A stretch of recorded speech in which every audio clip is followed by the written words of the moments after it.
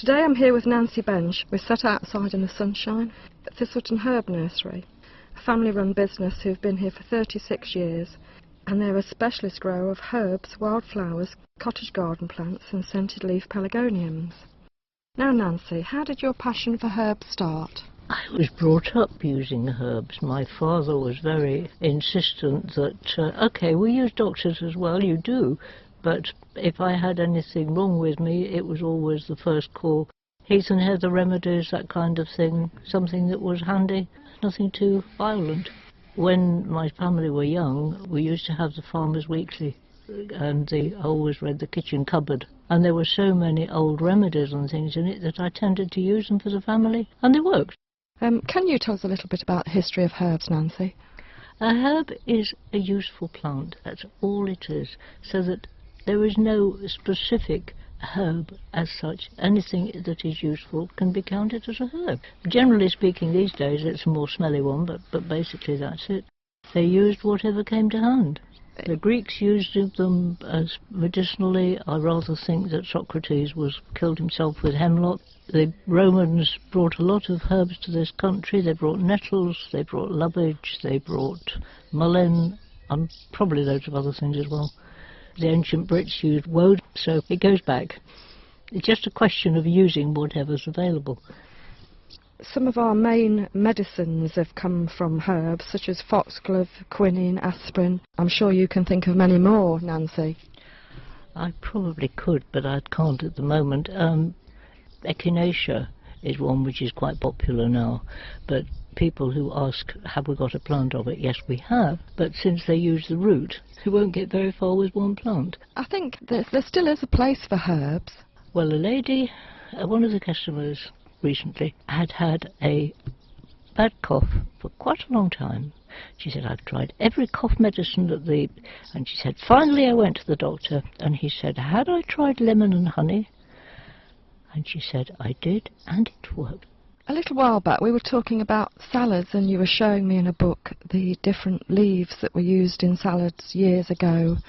When you do a salad, Nancy, are you putting all sorts of different herbs in your salad, and if so, which ones? You don't very often do salads, I'm afraid. I tend to do a stir-fry with whatever's available.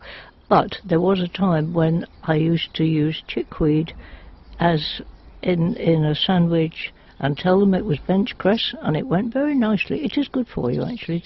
Believe it's quite rich in copper. You've got pots of dried herbs, cleavers and dandelions. What are you using those for, Nancy? The last time I went to the doctor, who said, I think diuretic might be a good idea. I said, OK, but I'm going to use dandelion instead. And he said, fine, just keep your eye on what's going on. Right, it is a diuretic, but it's also...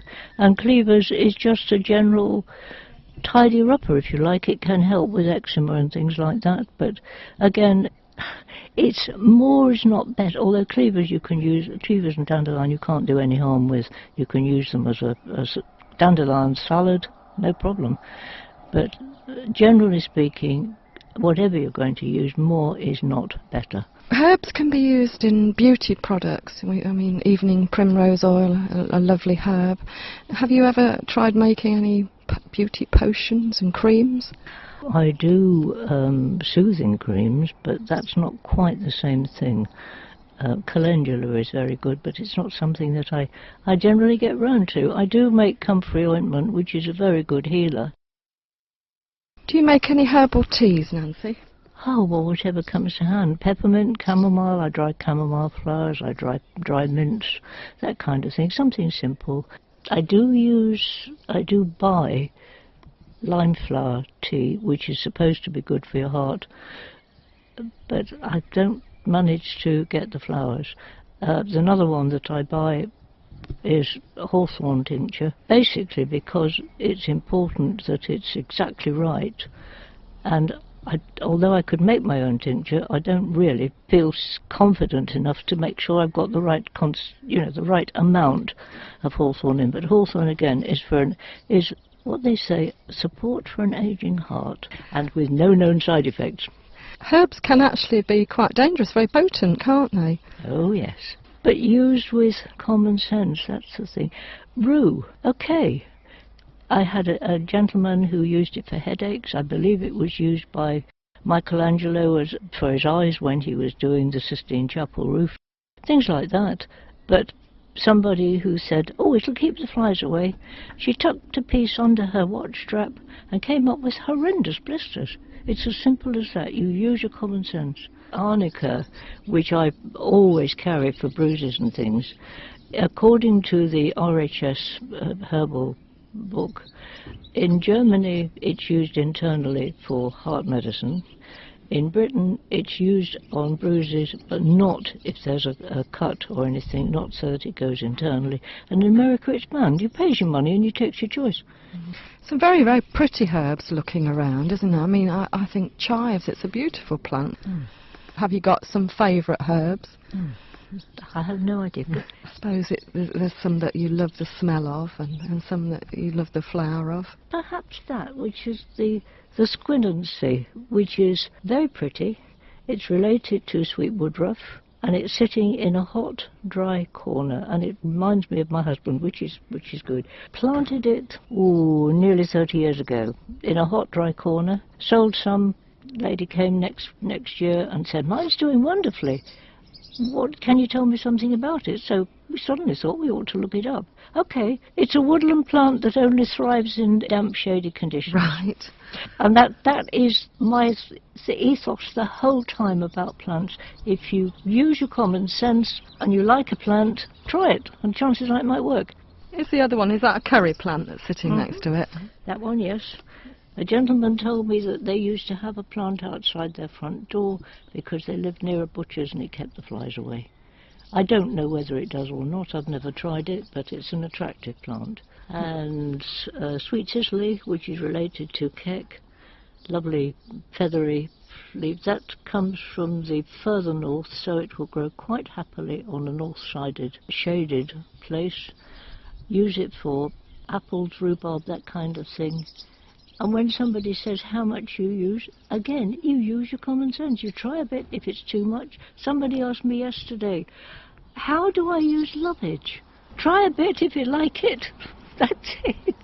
And remember, more is not better, which I keep on saying. Beware that you haven't got anything that is like hemlock. You have to know the plants that you're using, be able to recognise them. Pretty variegated sage. Got some wonderful plants looking around. That one's a bit more delicate than the original. As the plants are grown on, developed, extended, etc., etc., generally you find that the basic plants are solider, better doers than some of the less delicate, than some of the more attractive ones. Lavender's a wonderful herb. Yes, and they've started using it in cooking, but I don't know.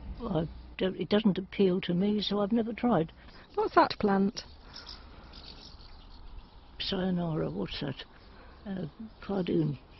The grey Cardoon, that's it. So it's Cardoon, yes. Yeah. What's cardoon used for? I believe you can trim the stems and use them, but I've never done it. You were telling me about a herb earlier. Which one? Elecampane. That's right, yes. A perennial sunflower. And it is perennial. With a very sunflower, smallish yellow flower, a very smelly root, which they used to make candy of it. I've never done that, but I have dried it and used it when my husband had needed, where you would do a steaming with friar's balsam, we used elecampane root instead. It's as simple as that. It's quite strong, quite smelly. I've never tried candy though. I suppose you could. Coltsfoot, I've made cough medicine out of that as well. Brown sugar and things just piled up until it's a very rich remedy, and it works. Does it smell and taste like that black medicine you can buy? I love that. Yeah, probably. You know which one I mean, don't you? Yes, I can't think what it's called, but I love the smell of that and the taste of it, which is not a good thing, really. The latest is, how do you eat flowers? Well, you can eat flowers. Of course you can. If you like them, I suppose that's a good idea. I don't know. I don't like the thought of it, quite honestly. They put pansies into salads and chive flowers in. I mean, I make tarragon vinegar. That's a staple. I've got wild rocket outside my front door, which is handy for salads and things. Sage and thyme are both antiseptic. They both have antiseptic qualities. Our old GP, when my kids were little, always recommended a particular thyme remedy as a gargle. Cough mixture, mullein, cough mixture. They used to dry the stems and dip them in wax to provide. And that's called mullein. Great Mullein. Yeah. Aaron's Rod. Aaron's Rod, yes. Aaron's Rod. Well, that's how I say it. Aaron's Rod. Herb Robert. I've got that seeding everywhere in my garden. Yes. Smelly plant. It provides a good mouthwash, though, if you've got an infection. And a customer said that it had been suggested for a dog with cancer, but I have no idea whether it worked. She did try it, but I have no idea. This is a plant that I've got that grows a lot in my garden as well. Red valerian. That's right, yes. Well, that isn't strictly speaking, doesn't strictly speaking have any use as far as I know, except possibly as a salad herb. A few leaves chucked in a salad, but I've never tried that one. Shall I try it? It won't hurt you. I'll tell you what it tastes like. Nothing. Green, probably. Oh, it's not horrible. No, just a green, a bit of green. Yeah. Bit peppery. Lady's mantle. This is another one that seeds all over in my garden. Yes, and they are very lovely, aren't they? They are very pretty. You see.